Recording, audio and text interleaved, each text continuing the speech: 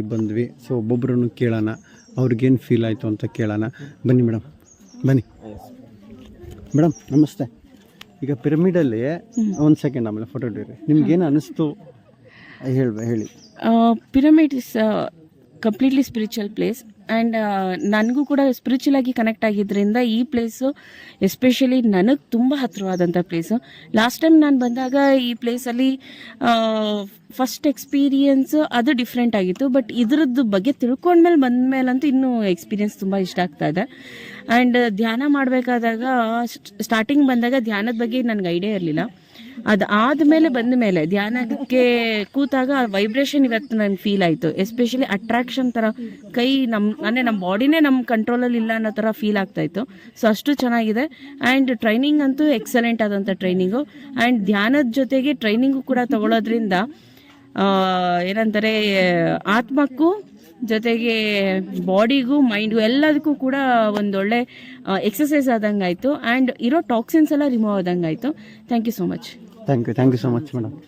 ಹೇಗೆ ಅನಿಸ್ತು ಸರ್ ನಿಮಗೆ? ಪಿರಮಿಡ್ ಬಂದಿದ್ವಿ, ಅದ್ರ ಮುಂದೆ ನಾವು ಇಷ್ಟೊತ್ತು ಮೆಡಿಟೇಷನ್ ಮಾಡಿದ್ವಿ. ತುಂಬ ಚೆನ್ನಾಗಿತ್ತು. ಫಸ್ಟ್ ಟೈಮ್ ಇದನ್ನು ಎಕ್ಸ್ಪೀರಿಯೆನ್ಸ್ ಮಾಡ್ತಿರೋದು. It's a wonderful experience. ಆತ್ಮ ಪರಮಾತ್ಮಗಳ ಸಮ್ಮಿಲನ ಅಂತಾರಲ್ಲ, ಅದ್ರ ಫೀಲ್ ಆಯಿತು. Thank you sir. ಏನು ಫೀಲ್ ಆಯಿತು?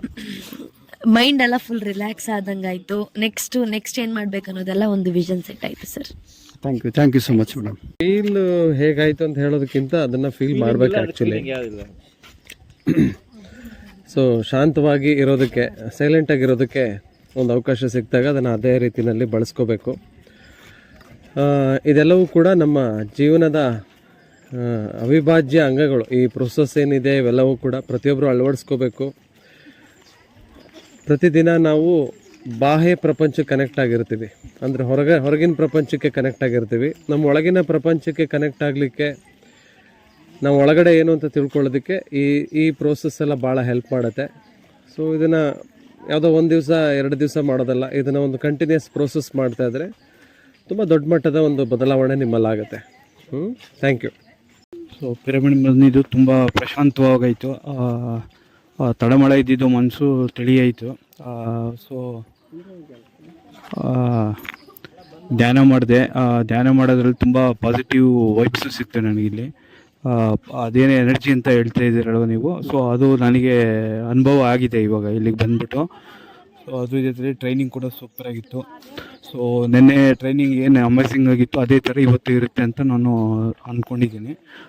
ಆ್ಯಕ್ಚುಲಿ ಮೆಡಿಟೇಷನ್ ಅನ್ನೋದು ಪ್ರತಿಯೊಬ್ಬ ಮನುಷ್ಯನಿಗೂ ಬೇಕು ಸರ್. ಯಾಕೆಂದರೆ ಈಗಿರೋ ಜನ್ರೇಷನಲ್ಲಿ, ಈಗಿರೋ ಶೆಡ್ಯೂಲಲ್ಲಿ ಪ್ರತಿಯೊಬ್ಬರು ಅಟ್ಲೀಸ್ಟ್ 5 ಮಿನಿಟ್ಸ್ ಆದರೂ ಬೇಕು.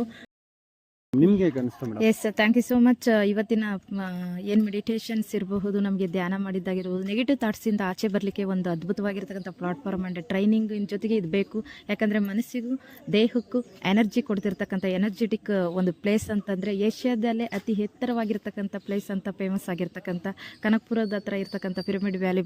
ಅಲ್ಲಿ ಬಂದಿರತಕ್ಕಂಥವ್ರಿಗೆ ನಿಜವಾಗೂ ನೆಗೆಟಿವ್ ಅನ್ನೋ ಪದಕ್ಕೆ ಅರ್ಥ ಸಿಕ್ಕಿದೆ. ಆಂತರಿಕವಾಗಿ ಬಾಹ್ಯವಾಗಿ ಇರ್ತಕ್ಕಂಥ ಎಲ್ಲ ಸಮಸ್ಯೆಗಳಿಂದ ಆಚೆ ಬಂದಿದ್ದೀವಿ.